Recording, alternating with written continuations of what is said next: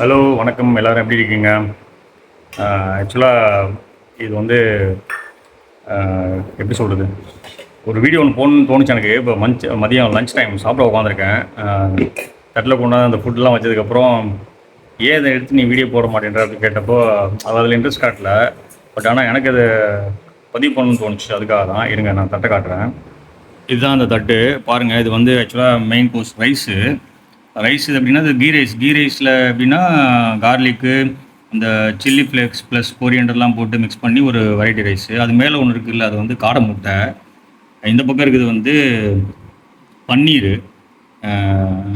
இது வந்து பீட்ரூட் ரைத்தா.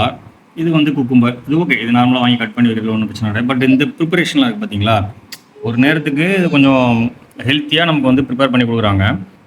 இவ்வளோ இருக்குது. சரி, இதெல்லாம் எடுத்து நீ ஒரு வீடியோ இந்த மாதிரி லஞ்ச் ரெடி பண்ணிக்கணும்னு ஒன்று போடலாமே அப்படின்னு சொன்னால் வந்து சரி போ அப்படின்ற மாதிரி சொல்லிடுவாள். ஆனால் ஒரு சரத்தை எடுத்து மெனக்கெட்டு டெய்லி எங்களுக்கு இந்த மாதிரி ஒரு நல்ல ஃபுட்டை சமைச்சு கொடுத்துட்டே இருக்கா. இருங்க நான் பேசிக்கொண்டு வரேன். ஸோ என்னென்னா, இப்போது இதில் 2 கேட்டகரி இல்லை 3 கேட்டகரி கூட இருக்கும். ஒருத்தவங்களுக்கு சில பேருக்கு வந்து சமையல் பக்கமே போக மாட்டாங்க, சமையல் பண்ணவே தெரியாது.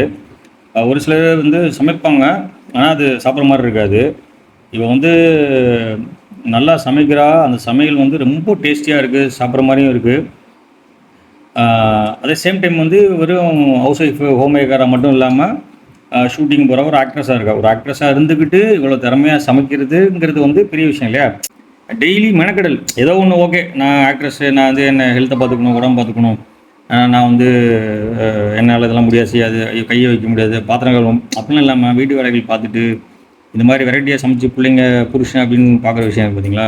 நாங்கள் வந்து ஆக்சுவலாக ரொம்பவே வந்து புண்ணியம் செஞ்ச ஆத்மாக்கள் நினைக்கிறேன். எனக்கு இப்படி ஒரு மனைவி, என் பசங்களுக்கு இப்படி ஒரு அம்மா கிடைச்சதுக்கு. ஸோ தேங்க் பண்ணிவிட்டு நான் சாப்பிட்றேன். இது டெய்லி இந்த மாதிரி வெரைட்டியாக பண்ணுறது எடுத்து போட்டாவே நல்லாயிருக்கும். ஃபாலோவர்ஸ்க்கு ஏதோ வீடியோ அப்பப்போ கேப் விட்டுறாள்லவா.